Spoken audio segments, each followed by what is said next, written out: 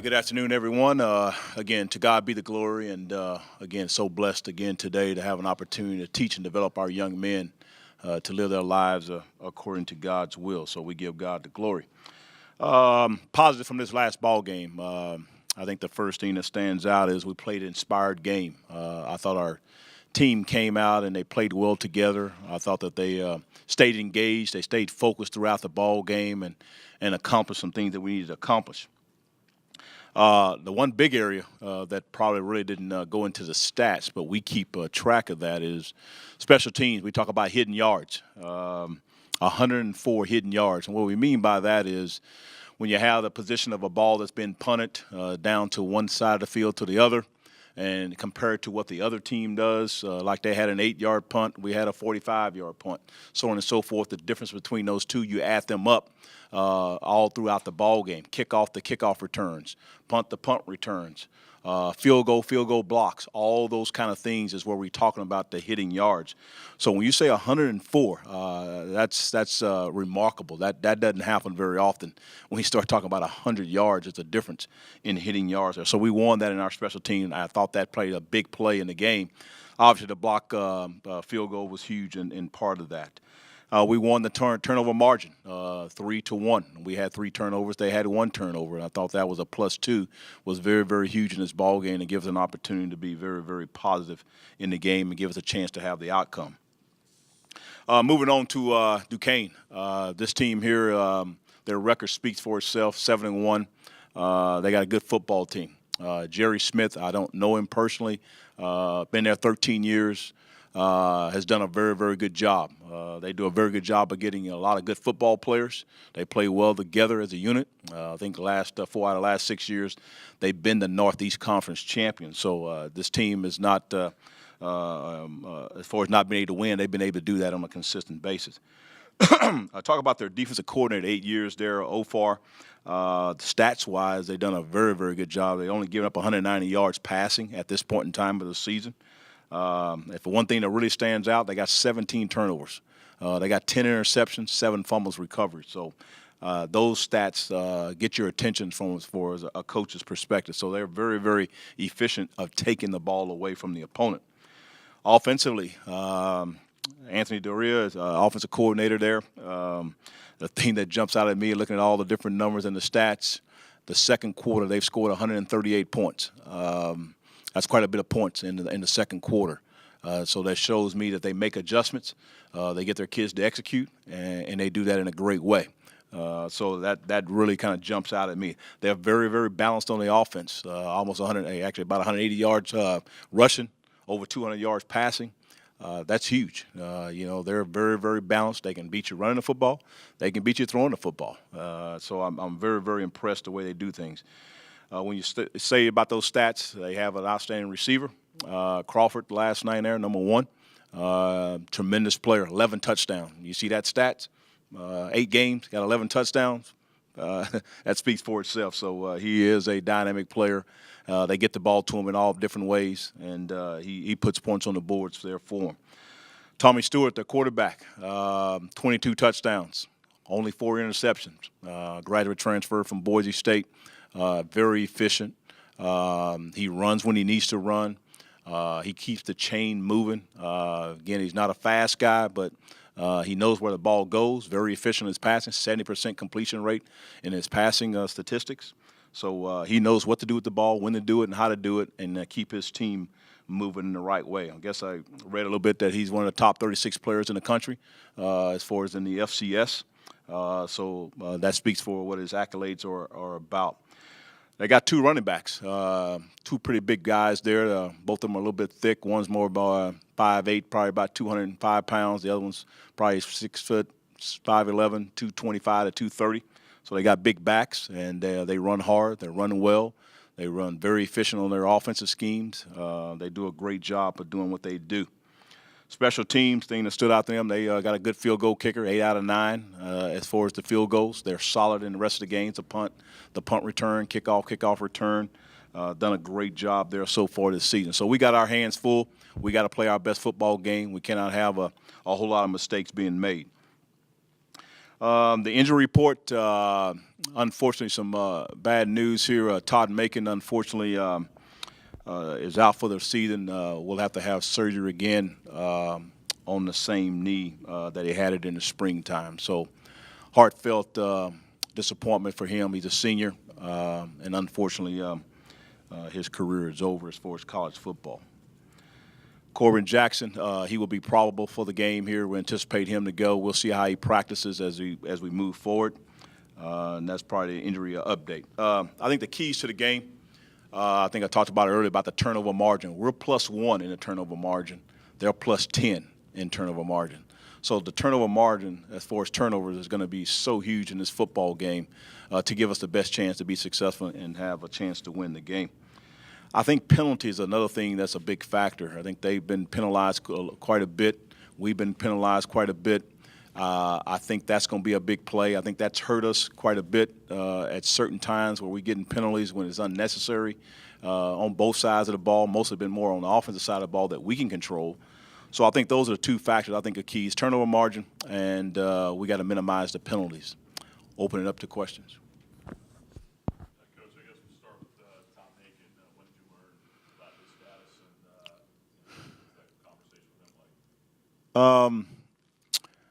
Last week, I can't remember if it was Wednesday or Thursday, caught a pass, started running. Nobody hit him, just was running.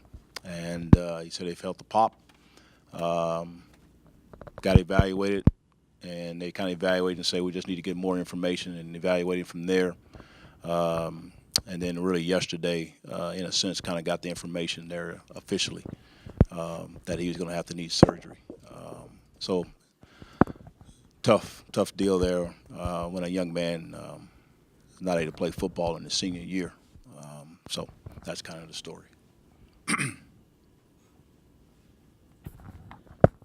Coach, you spoke about Duquesne's running game. Run defense specifically, you guys are allowing nearly 163 yards in the second half since the bye week. What do you want to see in your run defense this week in preparation for Duquesne to slow them down and see an improvement in your run defense? Well, I think it's simple two things. One is to have gap integrity and tackle. You got to do those two things. And whenever there's been, I think really not just our football team, I think any football team, when you have explosive runs, I'm going to say 98% of the time, somebody missed a tackle. You had somebody there, but you just didn't tackle him. And that's been the common denominator in most cases. Somebody wasn't in their gap, and then two, you didn't make the tackle. So we're going to continue to work on those two things. And I think we had a little bit of improvement this last ball game. We did a great job of holding down Maxwell. But again, the team's got a lot of good things going on, and we got to get better at it.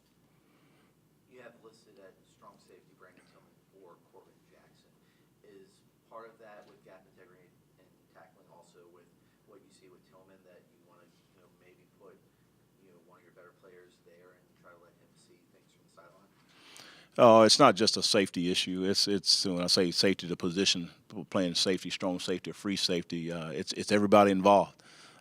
You got the defensive line; they got certain gaps that they supposed to be in. You got linebackers; they got certain gaps they supposed to be in. You got safety, so everybody's included, and it's not just been one position. It's just been periodically certain defensive calls that you make. Some certain times it might be the defensive tackle may have the gap between the center and the guard. Sometimes the linebacker has the gap between the center and the guard. Sometimes it's the safety has the gap between the center and guard, because it depends on the call. So they got to get the call right, then they got to execute the call that's properly done. So I know you can look at a game, look at the tape, and you may say, well, it went through the right guard area, and so it should have been a linebacker or it should have been the defensive tackle. So it depends on the call. So we just got to continue to work on getting our calls and executing the call to the best of our ability. And then we got to tackle. And so part of it, I think, with the Tillman and Corbin Jackson, I think two factors. One is his injury. How well is he going to come back? Then two, we're trying to make a change. We decided going to go with Elijah Benton. He's going to start at the safety position and going to play there. And then we're going to see how it goes between Tillman and Jackson. They're both healthy.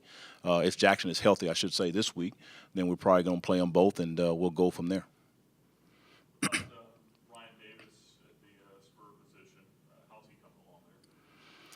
It's coming along pretty good. I think it's nothing really been bad. Nothing really been just truly outstanding. We did play him, I think, the last two ball games there at the Monmouth. We did move him to safety. When I say free safety or strong safety, from a different position or lineup. And he did okay. We thinking now with Elijah Benton, we think that's maybe a better move for us, and to continue to have Ryan Davis play our spur position, and hopefully that solidifies a little bit more. We just Elijah Benton has done some great things on special teams. He's done some great things when we played him a little bit on defense. He hadn't played a whole lot this last year and this year, but we decided here 2 weeks ago, let's get Elijah Benton more playing time, and we thought he made some good progress. A little bit in the Monmouth game, and then this game here against Gardner-Webb, thought he played a very good football game. A little bit more of a sure tackler. He showed that to us in the Gardner-Webb game. You spoke of the turnover margin in the last 2 weeks. You've forced 5 turnovers and you scored 4 touchdowns off those takeaways, 3 on offense, 1 on defense. Are you impressed with the defense's ability to now be productive in that area, and then the offense's ability to take advantage of those situations? Well, I think it's finally coming to fruition. We did emphasize a little bit more some takeaway drills on the defensive side of the ball as far as trying to emphasize that. I think probably some of you may have seen we kind of incorporated a trash can on the sideline. If a guy gets a turnover, he has an opportunity to get a ball and put it in a trash can and get a signature on it, and he gets the ball there afterwards.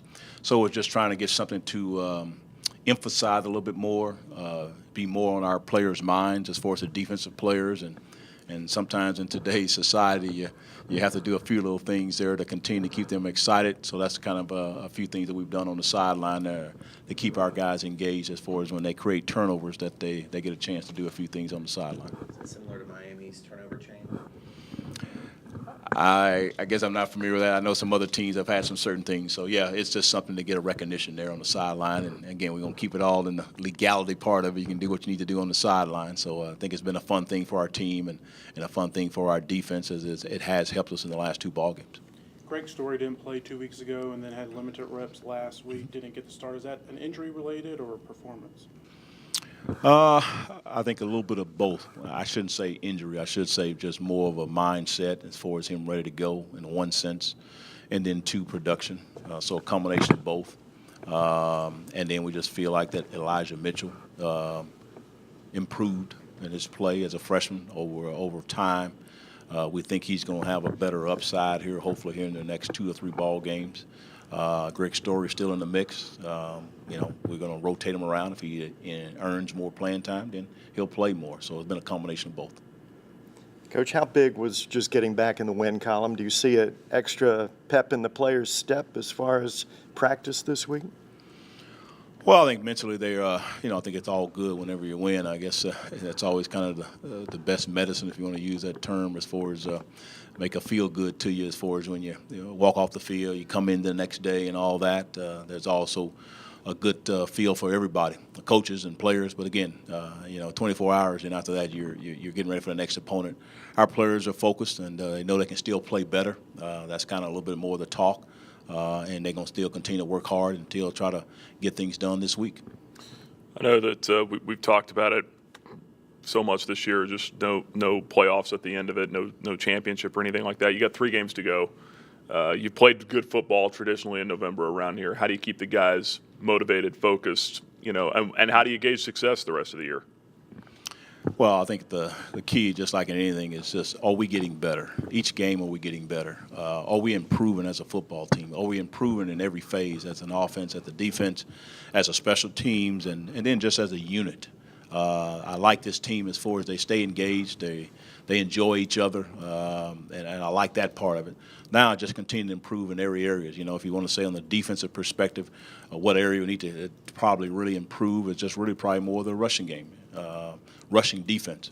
And I think the biggest thing is really, really explosive plays, eliminating. Again, I shouldn't say totally eliminate it. You're not going to eliminate it totally. They're going to have a few here and there. We want to minimize that, and we always try to use the engaged part of it, about 1 out of 20 snaps.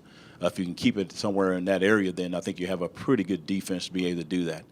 Then I think offensively, I just think the inconsistency of being able to run the ball. So I think in both areas, running the ball and all that, then penalties.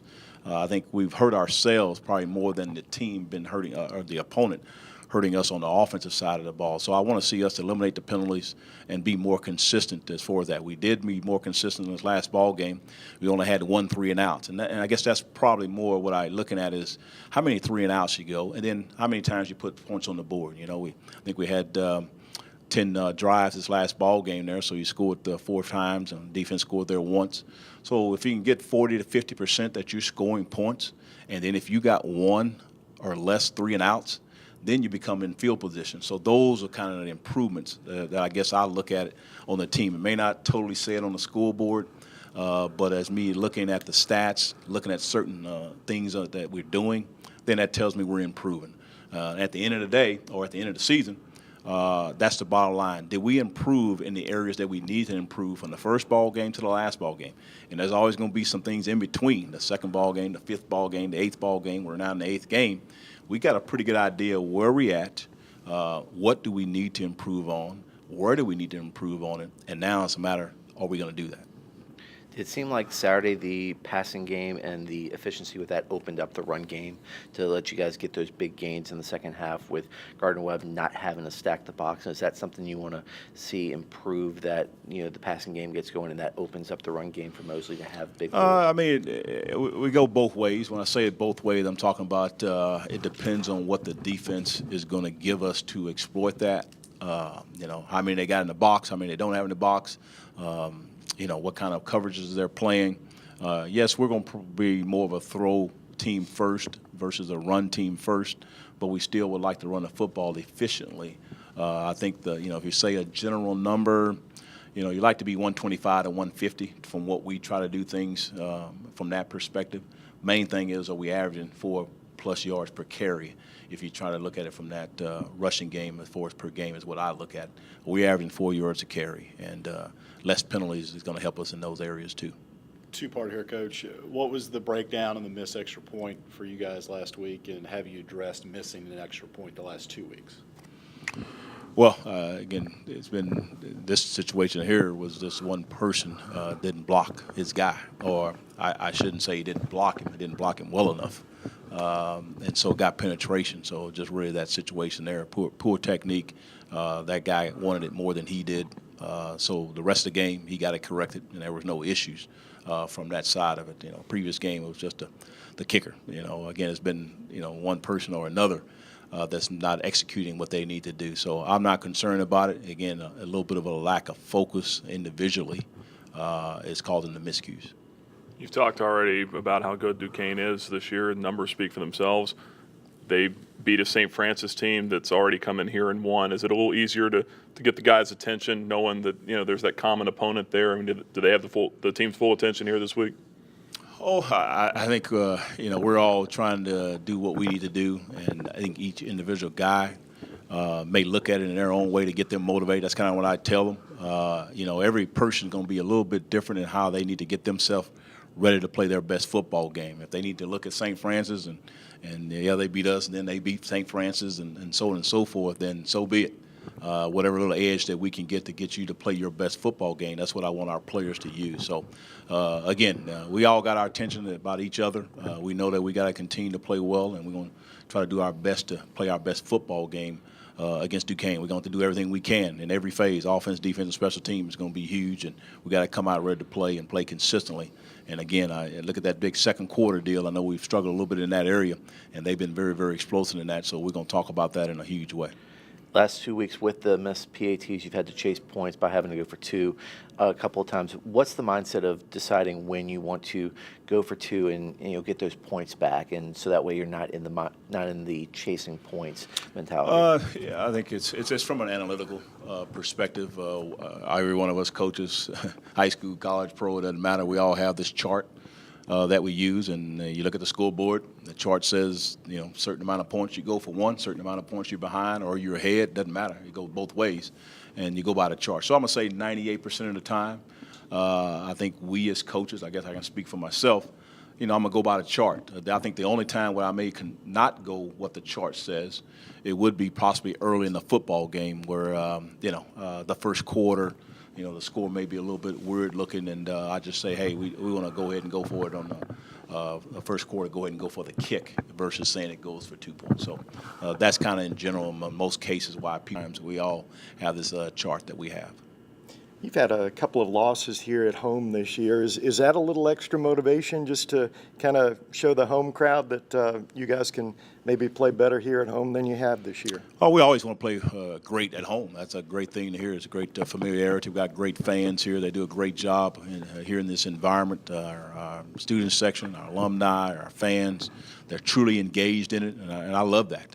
So we all love to play here at home, and I think there may be a little bit of edge for us to improve on what we have done from the last ball game particularly, and then try to get that corrected. So we definitely enjoy playing at home, and I think our fans deserve an opportunity to see some great football.